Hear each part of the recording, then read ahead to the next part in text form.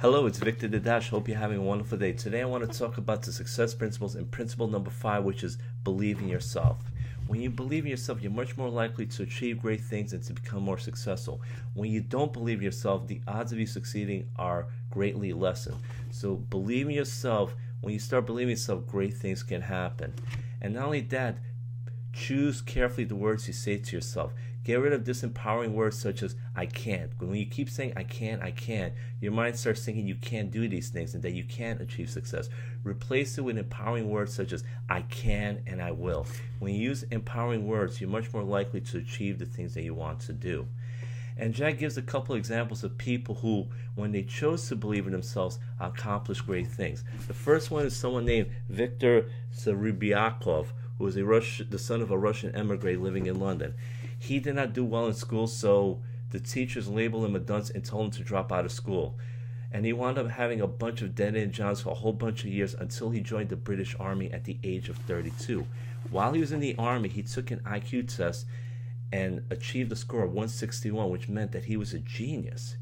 He was shocked when he found out the results, and he chose to believe that he was a genius and then started acting like a genius.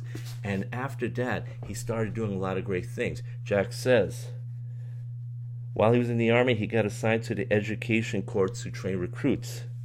When he left the Army, he got a job at a timber company and eventually became the manager of a group of woodworking factories.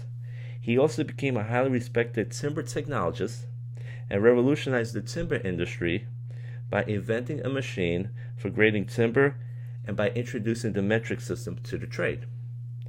Victor later became the chairman of the National Timber Standards Commission and held several valuable sawmill-related patents. It's incredible what Victor did with his life when he chose to believe that he was a genius. When he didn't believe he was a genius and believed that he was stupid, he didn't accomplish anything. He struggled to survive. But when he believed he was a genius, he did great things with his life. Jack also gives the example of Catherine Lonigan. She was a student doing very well in school, and she took this advanced English seminar, which was reserved for senior students.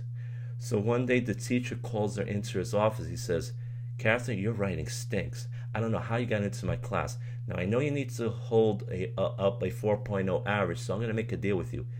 I will pass you, but you need to declare that you will never take another writing course again, that you will never become a writer. Now, it was too late in the year to drop the course, so Catherine saw no other choice but to take the deal.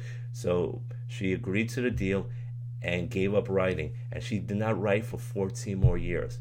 Then one day she was in San Antonio. She saw a group of writers and journalists, and she went up to them and said, I really admire what you guys do. I wish I could be a writer like you guys. And one of them asked her, so why don't you?